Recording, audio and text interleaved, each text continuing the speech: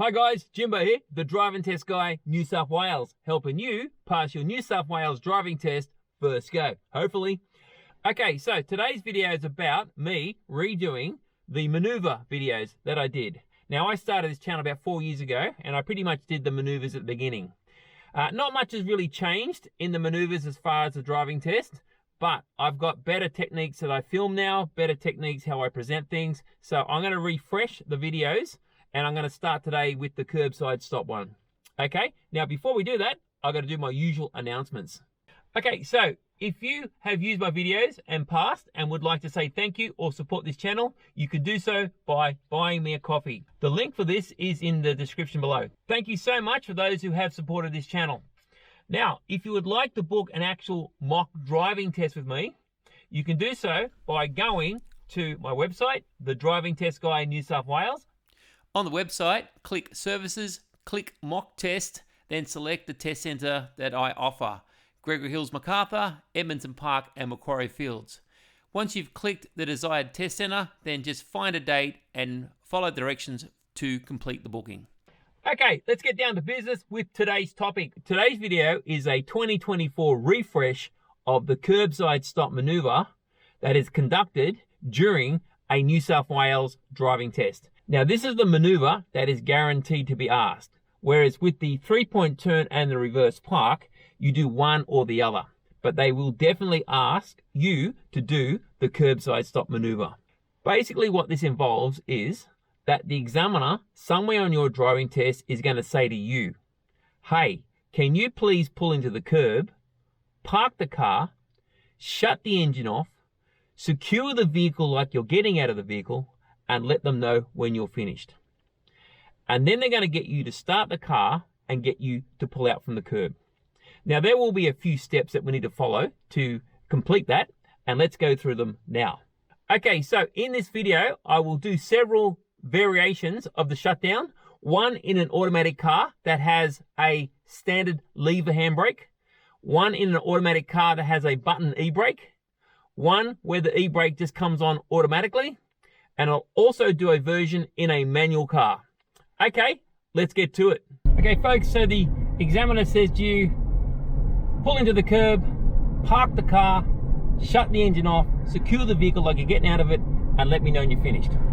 Okay, so we check the mirrors, we put the indicator on, about 3 flashes, you check over your shoulder, blind spot head check, and then you start moving into the curb. We're trying to get our left tires onto the gutter.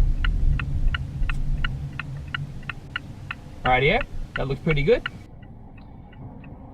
So once you're in position, just check everything's good, that your tires are on the gutter and you're not in a driveway. Look, if there's a problem, you can fix it. Get moving again. You can pull out, go down, find somewhere else. Now, once you're in position, you've got to do a shutdown.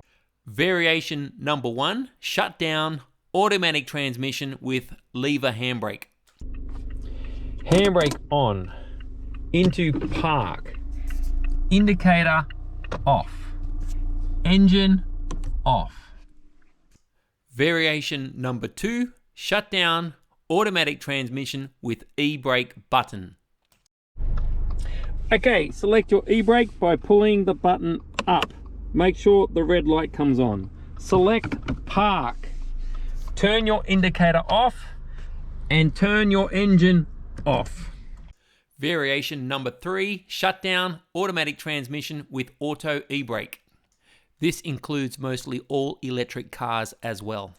With automatic e-brake cars, still put the car into park, turn the indicator off, turn the engine off. Somewhere on your car an e-brake light will light up to say that it's activated, and your examiner will be okay with that. Variation number 4, shutdown, manual transmission, lever handbrake.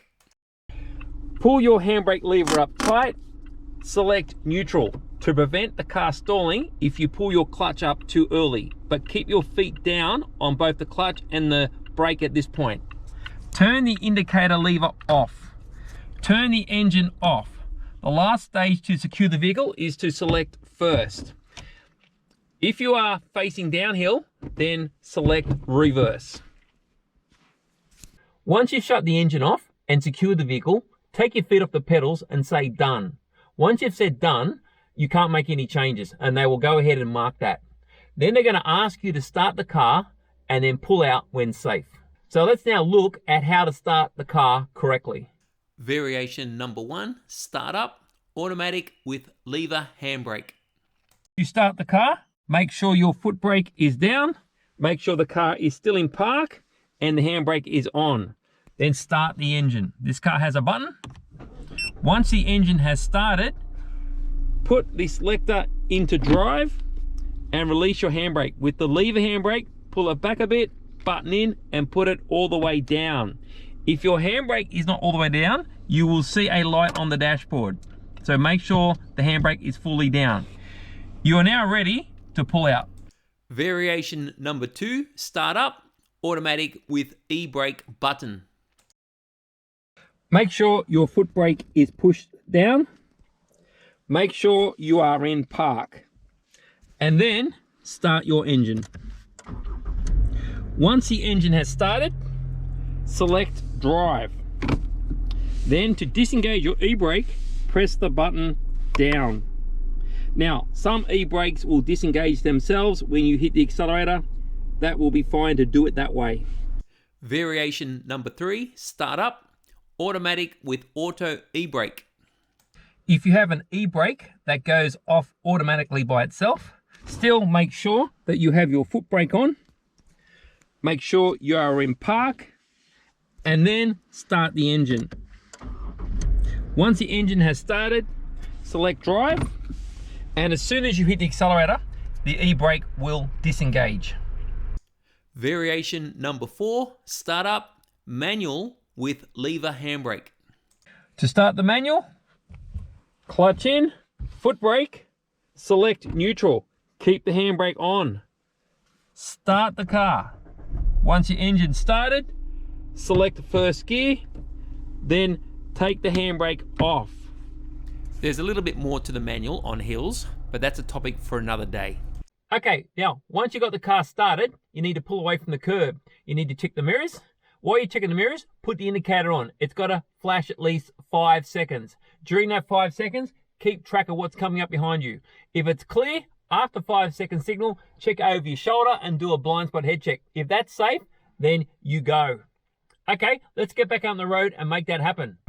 Now you check your mirrors, you put the indicator on, it's got to be at least 5 seconds. So 2, 3, 4, 5. If it's safe in the mirrors, do a right shoulder check, blind spot head check. If that's safe, then you pull out. If the indicator clicks off, great. If it doesn't, make sure you manually take it off. Okay folks, now just the classic markdowns that happen during a driving test with the Kerbside Stop maneuver. The first one is your head checks. Basically not doing blind spot head checks or doing them late.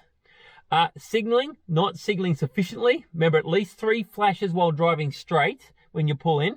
But when you leave the curb, you must flash at least 5 seconds. Positioning. Some people have trouble trying to judge where to park the car.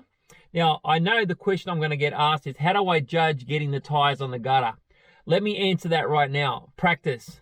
You basically look over your bonnet where the gutter is, and you come in gently, and eventually after you've done this 100 times, you'll get an eye for getting your tires on the gutter. Now, we're using the gutter because the gutter is roughly 45 centimeters, and you need to be within 50 centimeters of the curb. So that's why we're using the flat gutter as a marker where to get our left tires.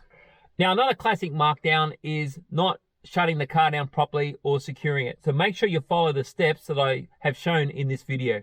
Okay, so if you actually hit the curb, it's not a fail, just a markdown. But if you hit the curb and mount it a bit, like go up, then it is an F3 fail item. So just when you come in, just don't hook it in too sharp. Just glide gently in, and by the time you get to the gutter, be really slow. So if you do go a bit too close and hit it, it's just going to graze it. It won't hit and go up. Now, just another thing you need to watch is do not park in the driveway. If you can't get in before the driveway, just go through the driveway, but don't finish in the driveway. There's always confusion over this maneuver and the reverse park. Sometimes on the reverse parallel park, they get you to park in a driveway, but you don't want to finish in the driveway with this maneuver. Okay, folks, so that's it today. A refreshed version of the Kerbside Stop maneuver for 2024. So go out and practice that, because you will be asked this maneuver on the New South Wales driving test.